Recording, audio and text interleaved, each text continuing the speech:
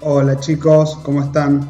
Bueno, la idea de este video es poder darles una explicación de los primeros puntos del trabajo práctico número 1, ¿sí? Les voy a presentar el trabajo práctico número 1. Este es el enunciado, ¿sí? Las primeras partes, o sea, los datos se los vamos a dar grupo por grupo. Y a lo que nos vamos a abocar ahora es a explicar justamente estos primeros 7 puntos, que es lo que vamos a desarrollar en un principio, y la idea es que este video sirva como explicación para abordar esos puntos. Bien, vale aclarar que si bien este es el enunciado del trabajo práctico 1, la idea es que también les sirva de guía, que sea el índice del trabajo práctico, porque es un trabajo extenso que tiene un contenido importante. Entonces, los primeros 7 puntos los vamos a pasar a explicar. En el punto número 8, lo que se pide es la memoria de cálculo de una base centrada. Bien, y dentro del punto 8 tenemos los 13 subítems que componen la memoria de cálculo de una base centrada. O sea, paso a paso, la memoria de cálculo de una base centrada está compuesta por estos 13 ítems.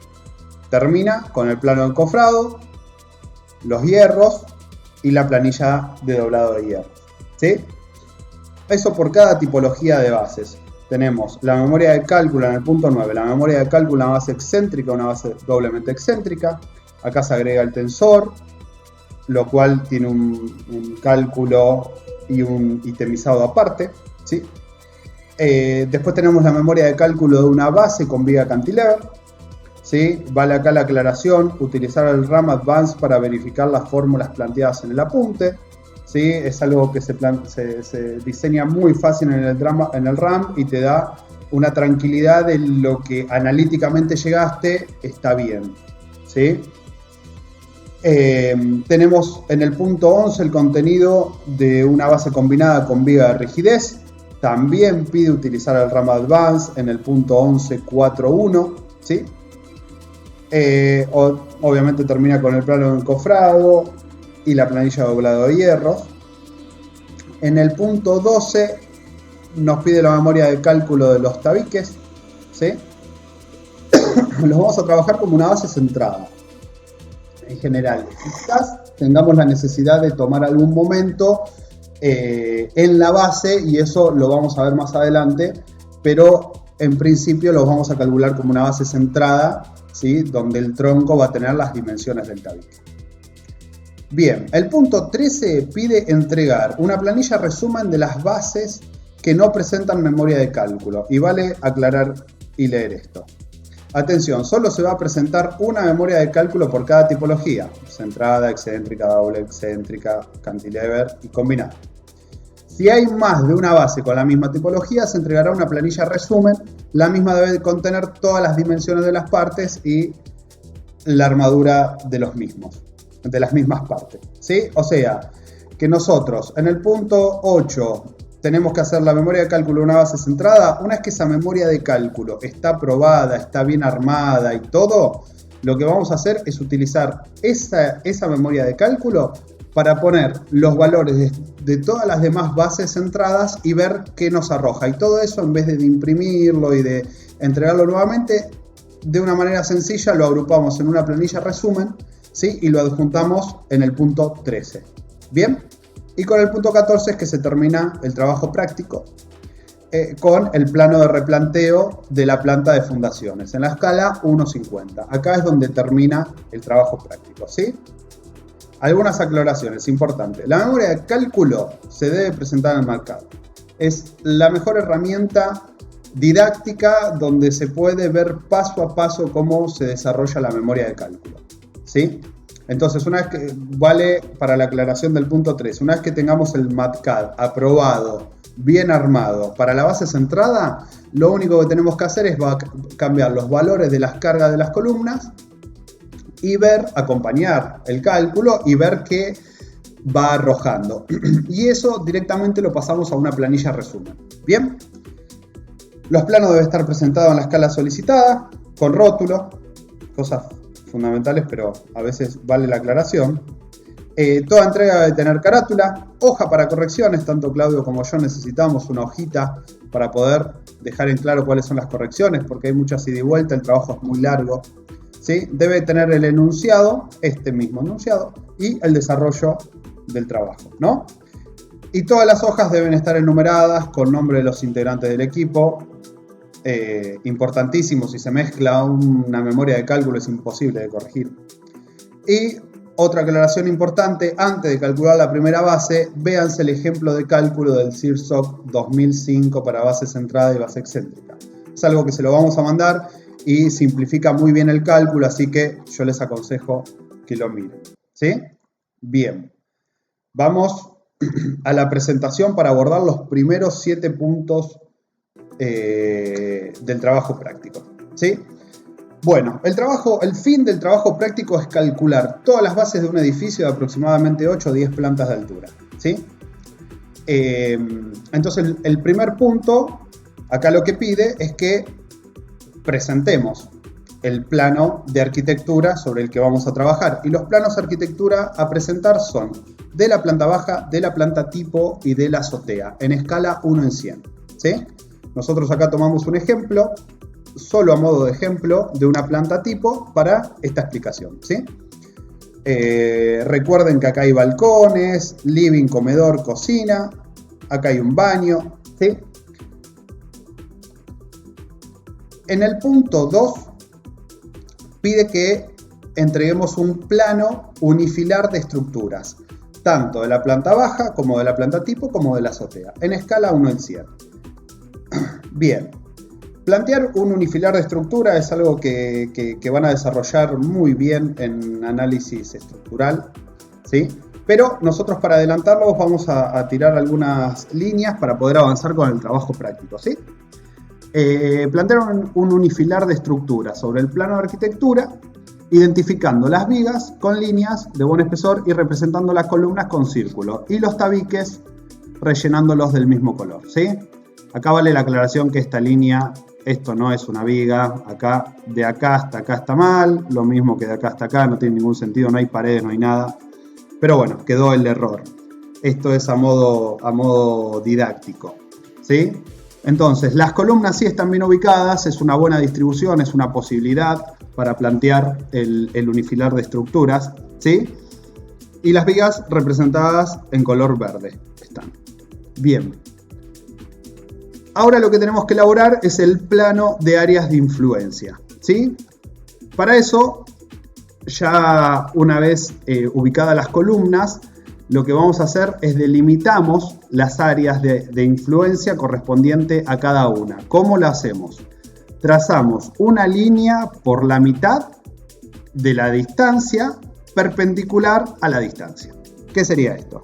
Entre la columna 1, vamos a verlo un poquito más grande, entre la columna 1 y la columna 2 trazo la distancia media en forma perpendicular. Trazo una línea perpendicular a la media de la distancia. Bien, entre la columna 1 y la columna 9 trazo una perpendicular a la media de la distancia. Bien, y en esas dos, en la unión de esas dos perpendiculares es lo que se establece como área de influencia de la columna 1. Hablando mal y pronto, lo que estamos diciendo es que esta porción de la planta va a descargar en la columna 1. Bien, acá tenemos el ejemplo de la columna 4. ¿Sí?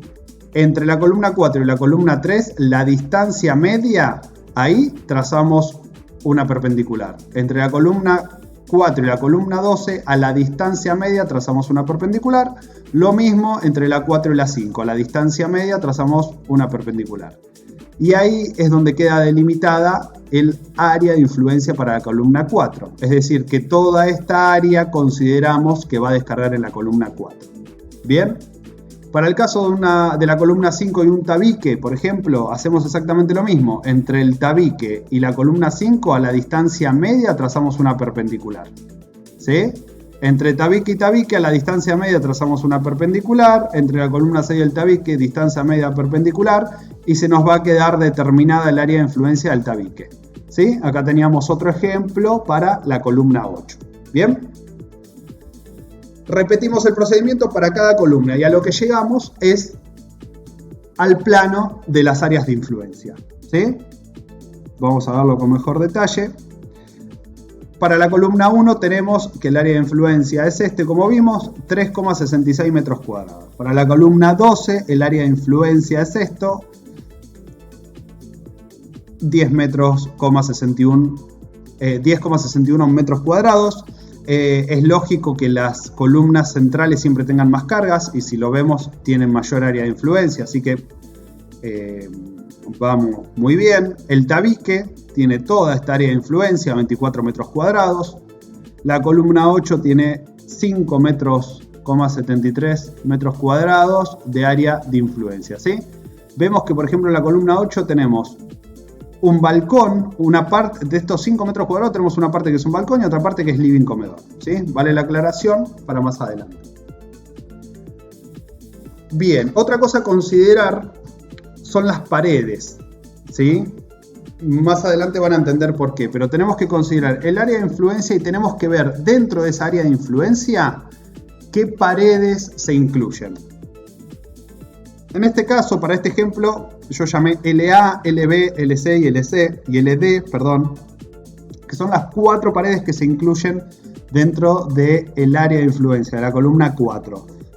Le puse distintos nombres porque tienen distinta longitud y distinto espesor. Bien, vamos al análisis de carga. Para el análisis de carga lo que vamos a utilizar es el método de las áreas de influencia, ¿sí? Este es un método aproximado que calcula muy bien. O sea, a nivel de anteproyecto, nosotros necesitamos tener algún cálculo estimativo. Y para un nivel de anteproyecto este sistema viene muy bien. Marcelo lo presentó y la verdad que arroja valores muy cerca de los reales. Obviamente para tener el valor real ya estamos hablando que estamos calculando minuciosamente la superestructura. O sea que todas las losas tienen su espesor, todas las vigas tienen su altura, todas las columnas tienen sus dimensiones. Y ahí estamos hablando solo del hormigón, la tabiquería, los revestimientos, la mampostería. Bien, ahí tendríamos el cálculo bien fino y el número exacto de cuántas cargas están viajando por cada columna. Bien, pero a nivel de anteproyecto, sin tener nada de eso, el cálculo de las áreas, el método, perdón, de las áreas de influencia es muy bueno, muy aproximado los números que dan. Bien, entonces, en este punto 4 el objetivo es conocer las cargas que viajan por las columnas hasta llegar a las bases, a nivel de anteproyecto, por el cual utilizaremos el método de las áreas de influencia para determinar dicho valor de manera sencilla. Primero debemos hacer un análisis de carga del paquete estructural. Según cada destino, los paquetes estructurales más comunes son la azotea, el dormitorio, la cocina, etc. Un ejemplo es el que planteamos acá, ¿sí? Un ejemplo de un paquete estructural. Un paquete estructural está conformado por la losa de hormigón, ¿sí? Un contrapiso, una carpeta y un solado. Todo esto en la parte superior de la losa de hormigón, ¿sí? El contrapiso, la carpeta y el solado. En la parte inferior de la losa de hormigón va a haber un cielo raso. Bueno, todo esto conforma el paquete estructural. Cada material tiene su espesor, ¿sí? Y después del CIRSOC 2005, podemos sacar cuánto es el gamma de cada material, ¿sí? Entonces, teniendo el espesor y teniendo la densidad, digamos, podemos calcular por metro cuadrado cuánto pesa, ¿sí? cada parte del paquete estructural, ¿sí? Y de esta manera obtenemos lo que es la carga permanente, ¿sí? En el espesor de la losa están contemplados el hormigón de las vigas y de las columnas. Prestes atención que acá lo marcamos con color rojo. Una losa de 16 centímetros sería una burrada, porque las losas en general en los edificios típicos con la idea que estamos trabajando rondan entre los 8 centímetros y a lo sumo los 10 centímetros de espesor, ¿sí?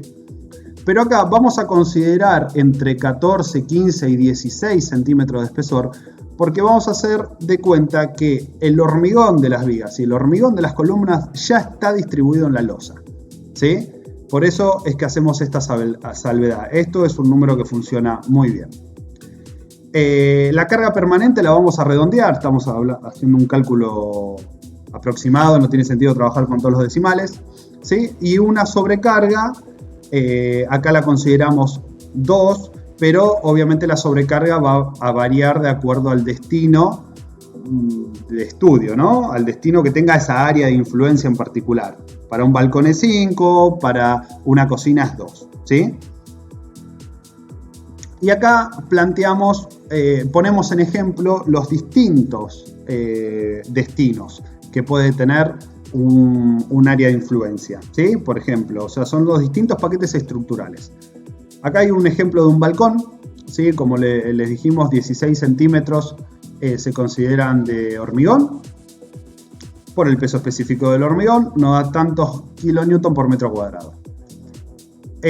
Un contrapiso de 4 centímetros, una carpeta de 2 centímetros, por el peso específico nos da el valor por metro cuadrado. Ahora, vale acá, el ejemplo lo partimos un poco, porque el CIRSOC también tiene para un baldosón granítico, también tiene cuánto pesa por metro cuadrado. Así que podemos directamente adoptar ese valor. Yo voy planteando alternativas, ustedes pueden tomar el camino que mejor les guste. Un cielo raso de yeso con material desplegado pesa 0,18 kilonewton por metro cuadrado, ¿sí? Un piso flotante común pesa 0,40 kilonewton por metro cuadrado. Entonces, trabajamos con los espesores y el peso específico o trabajamos directamente con estos valores. Bien, acá hay distintos ejemplos de cargas muertas según el destino, de paquetes estructurales, digamos. Bueno, toda esta información que venimos manejando hasta ahora, la idea es volcarlos en una planilla. Esta es una planilla, una propuesta, una idea que ordena la información que venimos trabajando hasta el momento. Esta es una planilla que se hace piso por piso, ¿sí? Hasta llegar a la planta baja. Por ejemplo, la columna 1 tiene un área de influencia de 12 metros cuadrados, ¿no? Esto no escarbemos en los números, sino que tomémoslo a modo de ejemplo.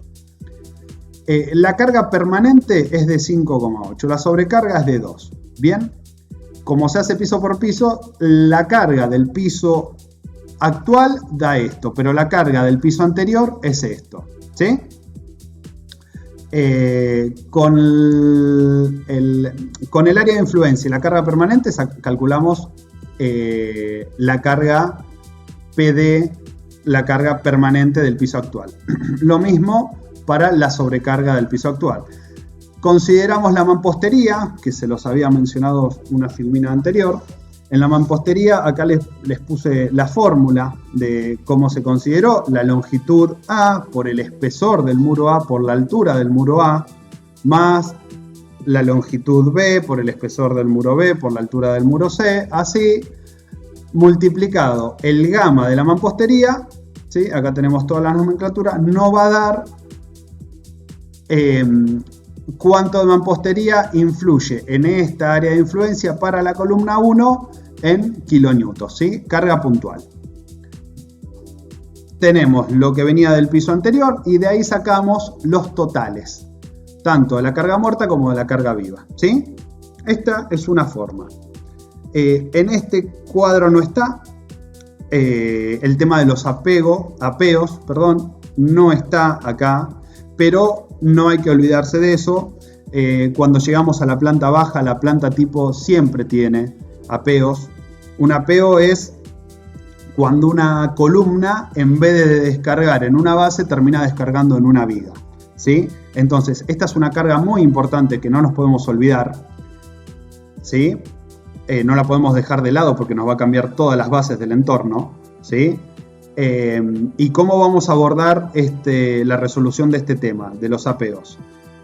Mediante este simple diagrama, ¿sí? Consideramos una viga simplemente apoyada con una carga puntual. La carga puntual va a ser la columna que está apeando, ¿sí? Y los vínculos van a representar a las columnas que están en el borde.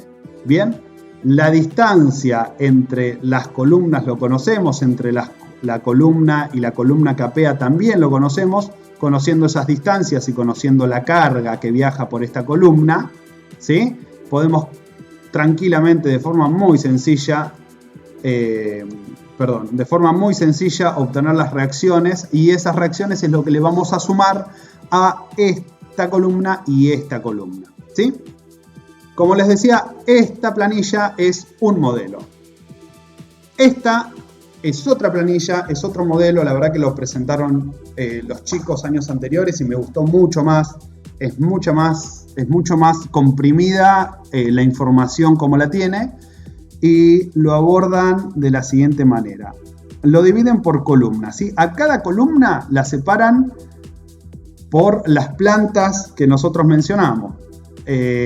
Acá faltaría la planta baja, digamos, ¿no? Pero es la planta tipo, que tiene 10 pisos para este ejemplo, sobre el piso 10, sobre azotea. ¿Bien? ¿Por qué lo separa así? Porque en la planta tipo, este área de influencia está en un dormitorio, ¿sí? Pero hay una parte del área de influencia que está en una azotea inaccesible. ¿Está bien? Entonces, separan a la columna de acuerdo al destino, ¿sí? A la planta tipo ya le ponen la cantidad de veces que se repite. Sobre el piso 10 se repite una sola vez, sobre la azotea se repite una sola vez. Y acá van poniendo las áreas de influencia de cada valor, de cada destino. Consideran los apeos, si hay. Obviamente en todo este caso no hay. Recién tenemos un apeo acá en la columna 12, ¿sí? Consideran los muros de otra manera. Acá simplemente ponen, que esto también es un dato del CIRSOC, ponen el peso por metro lineal de muro. El CIRSOC 201 nos da, según el espesor de muro y el ladrillo que se use, si se hace con ladrillo, nos da cuál es el peso por metro lineal. Entonces directamente ponen ese valor, ¿sí? Y la longitud del muro que incide en esta área de influencia, ¿sí? Según el destino y el paquete estructural de la carga muerta, ¿sí? Ponen ese valor acá, y de acuerdo al destino también ponen la carga viva. Y acá tienen comprimido todos los datos necesarios para poder calcular la carga D y la carga L, ¿sí? Acá lo llamaron por categoría. ¿Por qué? Porque lo están considerando por, en este caso, dormitorio. Para esta área de influencia le da esto, para esta área de influencia le da esto. No tiene sobre azotea, se ve que esta columna no llega a la azotea, entonces este valor es 0. Y sumando todo esto obtienen la carga D sobre la base, ¿sí? Vamos al ejemplo de la columna 12. Acá tenemos que la planta tipo, su área de influencia está dividido en 3. ¿Por qué? Porque el área de influencia para la columna 12 en la planta tipo está repartido en 3 sectores, en el pasillo, el living y la cocina-comedor, ¿sí? Y vemos que tienen 3 D distintos. Entonces, si uno mantiene el orden, está muy buena la planilla, ¿sí? Cada área de influencia multiplicado por el valor de D y multiplicado por la cantidad de pisos les termina dando la carga, ¿sí? Que tiene, acá lo unificaron, de hecho es una formulita, la carga D y la carga L. Se le suma la descarga de los muros, se le suma apeos, bueno, en este caso no tiene, ¿sí? Y obtienen lo que más nos interesa, que es la carga D y la carga L. Bien, ahora lo que vamos a hacer con esto es calcular los planos de asiento. O sea, acá empieza la materia de cimentaciones. Los primeros 4 puntos lo que hicimos fue, mediante un método, poder llegar a qué carga viaja por cada columna. ¿Bien? ¿Cómo vamos a calcular los planos de asiento? Esto es una manera muy sencilla, es la introducción a cualquier cálculo de base centrada, excéntrica. simplemente vamos a calcular solo el área, no necesitamos más nada para estos primeros pasos. Y yo sé que no vieron nada ni de base centrada ni excéntrica, no vieron absolutamente nada todavía. No importa porque van a ver que el cálculo este es súper sencillo. Cálculo de una base centrada, ¿sí? Así comienza el cálculo de una base centrada. La carga P, que es la carga que viaja por la columna muerta, la carga viva. Estos valores es lo que calculamos anteriormente. EX y EY son los valores de la columna. Esto sale del plano de arquitectura. Cota de fundación, tensión admisible del terreno, datos del hormigón y el acero. Estos son datos. Bien, hasta acá no hay nada nuevo. ¿Cómo determinamos el plano del área de asiento? Primero calculamos el P columna. El P columna va a ser la suma de la carga viva y la carga muerta. Bien, va a ser este valor en este ejemplo. Ahora, el P columna está en este punto. Es toda la carga que viaja por la columna, pero hasta acá. Y nosotros necesitamos la carga acá abajo. Entonces, para eso tendríamos que sumarle lo que vale este tronco por por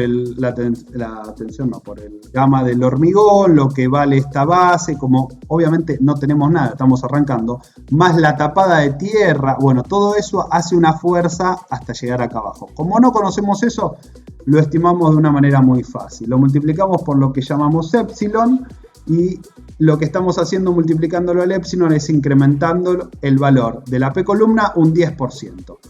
¿Sí? Y ahí obtenemos lo que llamamos la P base. Después vamos a ver en un cálculo bien minucioso, vamos a ver de que esto es una estimación. Cuando se termina el cálculo se verifica eso y llegado al caso se corrige el epsilon que se adopta. Pero ahora un 10% está más que bien. ¿Sí? Entonces pasamos de la P columna a la P base incrementando la P columna un 10%. Bien, ya estamos acá. Y esto es simplemente una cuenta de solicitación AXIL. Esta carga en la tensión admisible del terreno se divide y nos da el área necesaria para que, hablando mal y pronto, la columna no se entierre en el suelo. ¿Sí? Entonces el área del plano de asiento, la llamamos área requerida, va a ser la P base, la P acá abajo, dividido la tensión admisible del terreno y nos va a dar cuántos metros cuadrados necesitamos. ¿Bien? Ahora lo que nos falta, que estos metros cuadrados, darle las dimensiones. ¿Cuánto por cuánto? Darle los lados, determinar los lados. La determinación de lados de una manera minuciosa empieza a partir del tronco. O sea, de los lados de las columnas se calcula las dimensiones del tronco, se hace una relación y se entra una tabla que la pueden ver en el apunte de base centrada. Bien, hay un ejemplo numérico dentro de todos los archivos que recibieron, que van a recibir. Hay una planillita, ¿sí?, que resume esta relación y según la tensión de terreno con la que estamos trabajando, obtenemos el valor que nos importa, que es alfa. Bien, estamos armando por tanteo el preplano de las bases. No tiene ningún sentido que calculemos minuciosamente el alfa, ¿sí? De una manera simple, para una base centrada, alfa vale 1. Y ahí vamos a obtener una base cuadrada, por lo tanto nos va a dar, este caso está calculado minuciosamente, pero los dos lados nos van a dar igual. Mediante esta formulita sacamos cuánto vale cada lado, ¿sí? Para una base excéntrica es exactamente lo mismo. Si bien el cálculo de una base excéntrica varía, hasta este punto son muy parecidos. Lo único que varía es el alfa. Bien, como anteriormente, PD y PL lo tenemos. Todo esto es dato. Incrementamos un 10% el P columna. Obtenemos el P base, lo dividimos por la tensión admisible del terreno y obtenemos los metros cuadrados. Y acá sí varía el alfa. El alfa en una base excéntrica varía entre 2,5 y 3. Así que adoptamos valores en torno al 2,5 y al 3 y obtenemos los lados de cada base excéntrica. ¿Sí? Acá vale hacer la aclaración que los lados de las columnas siempre se predimensionan a compresión pura. En un proyecto bien armado eso ya más o menos está bien considerado. ¿Sí? Interrumpo acá la explicación para comentarles algo que me olvidé. Nosotros, hasta este punto, se los vamos a dar ya resuelto. Es decir, que nosotros le vamos a proponer la arquitectura con sus plantas, nosotros le vamos a dar la arquitectura con su unifilar ya propuesto, le vamos a dar también en AutoCAD los planos de las áreas de influencia. Esto les ahorra un poco de trabajo, dadas las circunstancias y lo extenso del trabajo práctico. La idea es que se encare directamente el análisis de carga, ¿sí? El punto 4. Los primeros 3 puntos los van a recibir prácticamente por mail, o por lo menos van a recibir los archivos para poder imprimir en escala y de forma rápida entregar los 3 primeros puntos, ¿sí? Bien, volvemos a donde estábamos. Calculamos la base centrada, calculamos las bases excéntricas, perdón, solo el plano de asiento de la centrada y la excéntrica, ¿sí? Y lo que vamos a hacer es volcar eso en un plano. Antes les presento una planilla optativa. También es otra forma de organizar la información que vimos anteriormente. No es necesario que me entreguen por cada columna esto. No tiene sentido, es un cálculo muy sencillito y a nosotros lo que nos interesa es saber cuánto vale LX y LY. Entonces, si bien acá tenemos el desarrollo para que se entienda, lo que podemos hacer es plasmarlo en una planillita, ¿sí? En donde la columna 1 tiene una carga total de tanto, que se obtenía con el paquete estructural, los muros, la sobrecarga, ¿bien? El épsilon considerado, que es 1.1, la carga base. La tensión admisible, esta es el área requerido. Acá la planilla es minuciosa, no hace falta considerar esto si lo vamos a simplificar. Pasamos directamente al alfa, que como dije, base centrada es 1, base excéntrica es entre 2,5 y 3, y la base esquina, que es doblemente excéntrica, también el alfa es 1. Bien, la columna 1 era una base doblemente esquina, la columna 4 es excéntrica, la columna 8 es centrada, la columna 2 es excéntrica, la columna 15 es centrada. Bien, y acá obtenemos lo más importante, que es los lados del el plano de asiento, ¿sí? Que eso es lo que nos interesa. Después, bueno, para continuar con el cálculo vamos a necesitar el área real, la carga última y la tensión del terreno último, ¿sí? La carga real, ¿cuál es la diferencia con la carga requerida? Que la real es que las dimensiones que nos dan de lados nosotros lo redondeamos para arriba. Por ejemplo, si LX nos dio 1,2235, en un plano no podemos poner ese valor porque ninguno de los muchachos de obra va a estar midiendo con tantos decimales, no tiene ningún sentido. Entonces se redondea siempre para arriba, del lado de la seguridad, y terminamos usando eso para después calcular la carga última y la tensión del terreno a la que está trabajando realmente. Bien, pero esto es lo que nos interesa llegar. A estos valores de LX y LY es lo que nos interesa llegar y es lo que vamos a plantear en un plano. Y ahí es a donde llegamos al famoso y querido plano de pre-bases. Acá dice afirmar por el docente, porque acá es donde empieza el trabajo en conjunto, donde ustedes plantean lo que les dio en la planta de arquitectura, con la ubicación de las columnas que tienen y todo, y en conjunto vamos viendo cuál es la mejor solución para el problema que aparece, ¿sí? Porque acá marcamos en azul donde están los principales temas, ¿sí? Que son las superposiciones. Obviamente nosotros no podemos fundar así si se superponen cosas, porque esto no va a funcionar. Vale la aclaración que una columna que no tiene ni línea municipal ni eje medianero, ¿sí?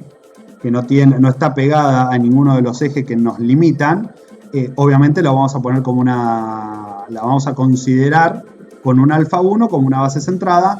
Y lo que vamos a hacer es coincidir el baricentro de la columna, ¿sí? El baricentro de la columna lo vamos a hacer coincidir con el baricentro del plano de asiento, ¿sí? Como va a ser, acá es un poquito rectangular, pero prácticamente es cuadrada, trazamos las dos diagonales, donde se une hacemos coincidir con el baricentro de la columna y ahí ubicamos el plano de asiento de esta columna 12. ¿Sí? Lo mismo para las 13. Para el tabique lo hacemos un poco aproximado. En este caso el tabique es abierto, es una C, por lo tanto el baricentro va a estar ubicado por acá abajo. Entonces el baricentro del área del plano de asiento lo hacemos poner más o menos por acá. Y así vamos ubicando las distintas cosas. En el caso de una excéntrica, obviamente no vamos a poder centrar el área del plano de asiento, porque estaríamos invadiendo el eje medianero que tenemos acá. No lo podemos hacer, entonces lo que hacemos es en el lado más largo lo pegamos a la columna, ¿sí? Como este es el caso. No lo hacemos al revés, o sea que no se venga para acá, porque ya vamos a ver cuando entremos en base excéntrica que eso nos perjudica mucho. Entonces, la relación 1,3, que es el alfa, que varía, perdón, la relación 2,5,3, que es lo que varía el alfa, es justamente este ancho. La relación que tenemos entre esto es 3 veces esto, aproximadamente, ¿no? La doble esquina es 1, el alfa, vemos que es cuadrada, pero no la centramos, sino la ponemos como nos delimitan los dos ejes, ¿sí? La excéntrica, ¿bien? Así terminamos, acá tenemos también, esta termina siendo una excéntrica porque está retirado, no es una doble excéntrica, no está acá la columna, sino está retirada, entonces nos permite diseñar una excéntrica. ¿Bien? Bueno, tenemos la superposición de los planos de asiento, que eso es lo que tenemos que resolver en conjunto y es el espíritu de este trabajo práctico, ¿sí? Acá marcamos dónde tuvimos los principales inconvenientes, porque el resto se ve bastante simple, y acá vemos un plano final, este correspondería al punto 14 del trabajo práctico, ¿sí? Y vemos cómo resolvimos cada problema, ¿no? En el caso de la superposición de esta base excéntrica, que era la de la columna 2, terminamos haciendo una base con viga cantilever. En el caso de la superposición de esta esquina, terminamos haciendo una base combinada. En el caso de la superposición que había entre la columna 14 y 21, lo que terminamos es jugando con el alfa, ajustando las dimensiones para que entren, ¿sí?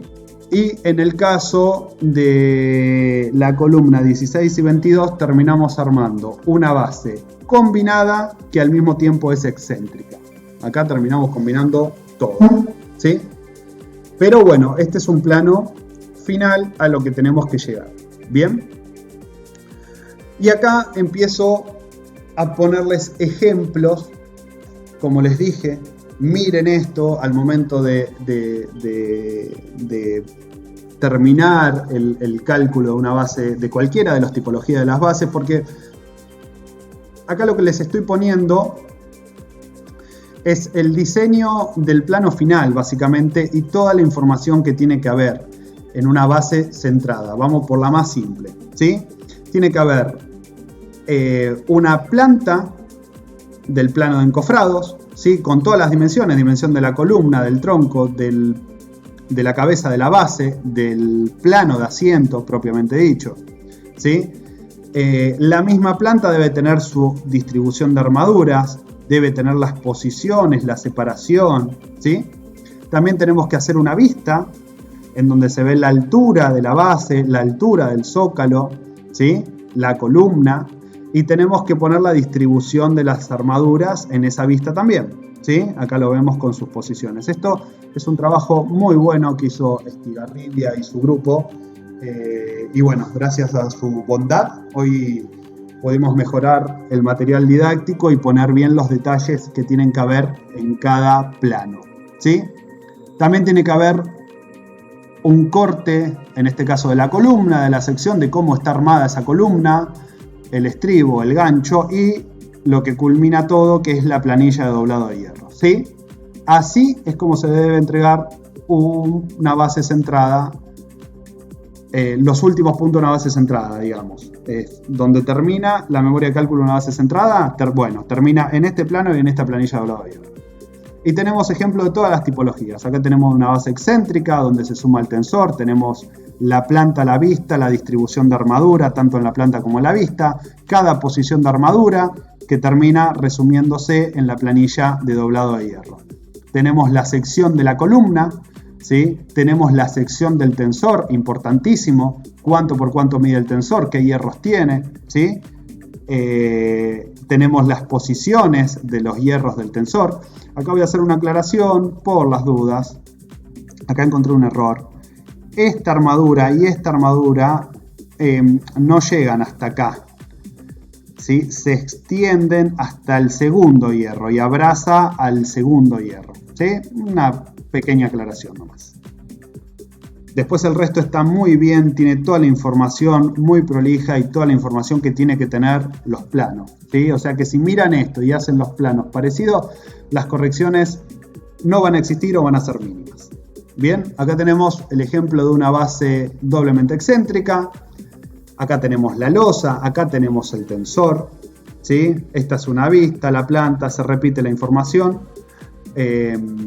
La armadura en la vista y en la planta. Acá el tensor se puso en diagonal porque hubo oportunidad de hacerlo. Si no, se pueden poner dos tensores ortogonales. Lo vamos a ver llegado al caso. Importantísimo la sección de la columna, la sección del tensor, las armaduras lo mismo y la planilla de doblado de hierro.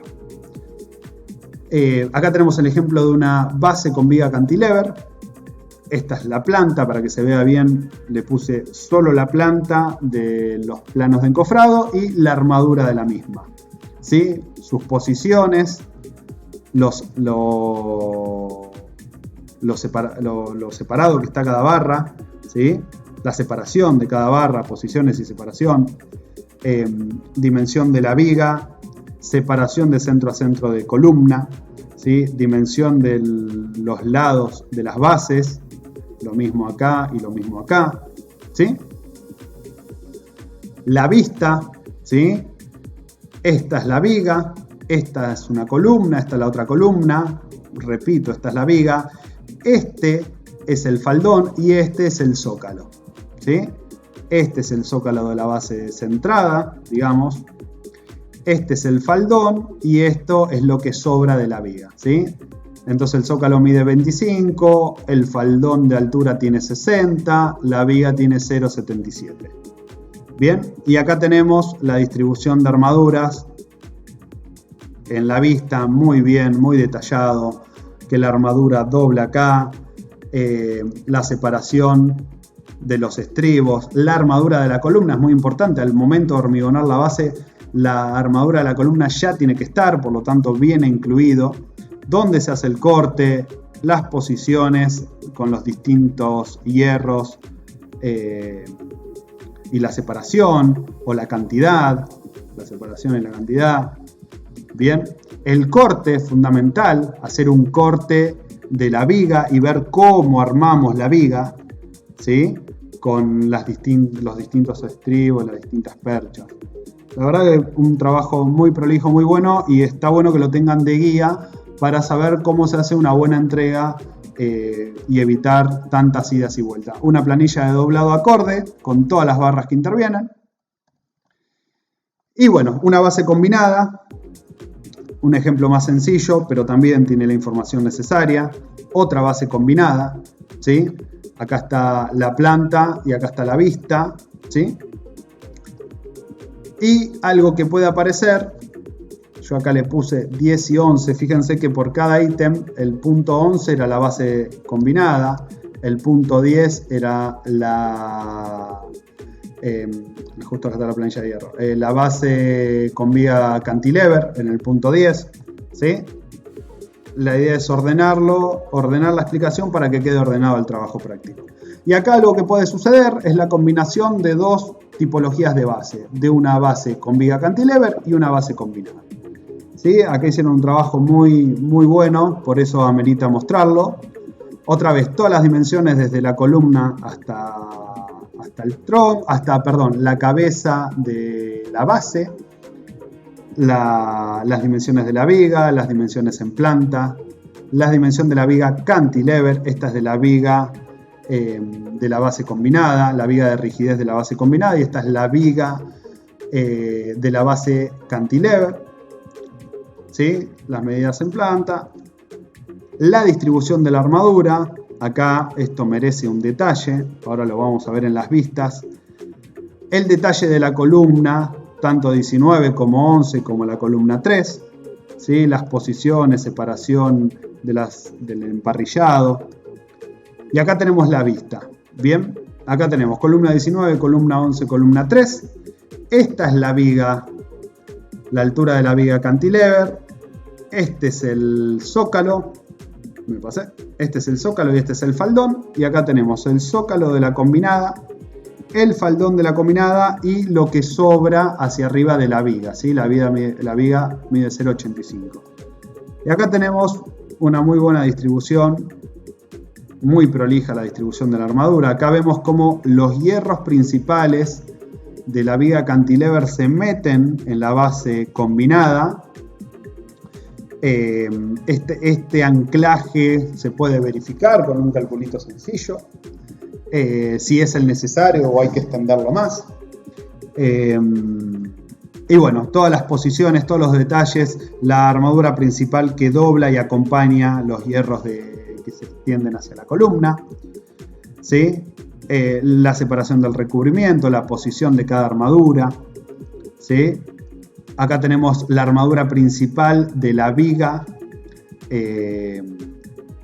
de rigidez de la base combinada, ¿sí? Esta hasta acá es la base combinada. Tenemos su armadura, no se superpone con la viga, sino que está bien, está muy claro en la vista cómo lo vamos a armar. Y acá tenemos un corte, el corte B, ¿sí? Y la sección de la viga de rigidez de la base combinada, y en el corte A tenemos la viga cantilever, ¿sí? Un detalle de cada uno. Y la planilla de doblado de hierro, ¿sí? De todas las barras. Tenemos el tabique. Esta es otra forma también, en vez de en la planta hacer todo el emparrillado, sino que ponemos una barra sola. Ponemos una barra sola de qué diámetro es y cada cuánto se separa en esta dirección, y en esta dirección lo mismo, dibujamos una barra de qué diámetro es y cada cuánto se separa. Es otra alternativa, digamos. Tenemos las dos vistas y la armadura con su posición punto 12 del tabique. Y por último llegamos a lo que queremos llegar para terminar este trabajo práctico, punto 14, plano final. Este plano tiene toda la información que requiere un plano final, empezando por los ejes de replanteo bien marcados, ¿sí? Acotados al eje de la línea municipal o al eje medianero. El otro no se llega a ver porque se me corta el dibujo. Vamos a verlo en detalle. Acá tenemos toda la información de cada base. Empecemos por la base centrada esta. Esta base centrada es de la columna 11, que es igual a la columna 12, que estamos acá. Tiene acotados sus lados, ¿sí? La cota de fundación. D es la altura que tiene esta base, ¿sí? Tenemos en esta dirección la armadura, ¿sí? Cada cuánto. En esta dirección tenemos su armadura cada cuánto. Tenemos acotado el centro de la columna, ¿sí? Con cotas progresivas. Datos de la base. Datos de la columna. Dimensiones. 80 por 50 es la columna. Área de, acero de la columna. 16 fi del 25. Y estribo de la columna, 12 fi cada 20 centímetros. Esto es importante en este plano porque, como les dije, la armadura al momento de hormigonar la base, la armadura de la columna ya tiene que estar. Entonces tenemos todos los datos de la base, todos los datos de la columna. Vamos a una base un poquito más compleja. Esta base doblemente excéntrica, ¿sí? La armadura en cada dirección, la medida de los lados, ¿sí? Los centros de la columna acotados, ¿sí? Esta es la columna 17, que es de 40 por 30, con su armadura. Y tenemos el tensor, este tensor, que mide 20 centímetros por 40. Y tenemos la armadura del tensor, la armadura principal. Acá faltarían los estribos, ¿sí? De este tensor. Acá tenemos el otro tensor ortogonal, con sus dimensiones y su armadura, ¿sí? Y la cota de fundación. Acá faltaría la cota de fundación, tanto de la base. Pensé que estaba, pero no está. Tanto de la base como el nivel en los tensores. ¿Sí? Acá tenemos una base combinada también. Dimensiones y hierros de las columnas 13 y 14, 13 y 14. La cota de fundación de esta base, que es a menos 2 metros. La cota del fondo de viga, dato importante también. La altura de la viga, el D de la viga, que es de 1 metro de la viga esta de rigidez. La armadura que lleva la viga y los estribos de la viga. ¿Bien? Entonces acá tenemos el elemento viga con toda su información. Y después tenemos las cotas de los lados de la base, la armadura en cada dirección, los centros de las columnas acotados, ¿sí? Toda la información que hace a esta base centrada. Bien. Algo parecido para el tabique, para la excéntrica. Bien, acá tenemos un buen plano de referencia. Este es de Schimpf y de Benedini y bueno, Torrano, el grupo de los chicos. También hicieron un buen trabajo, así que acá sirve de ejemplo para que ustedes tengan buena información al momento de confeccionar los planos. Bien, así que bueno, terminamos. Espero que les sirva como guía y como les dije, al momento de ponerse a calcular, revisen esto, tanto el índice como la presentación. ¿Sí? Gracias chicos, hasta luego.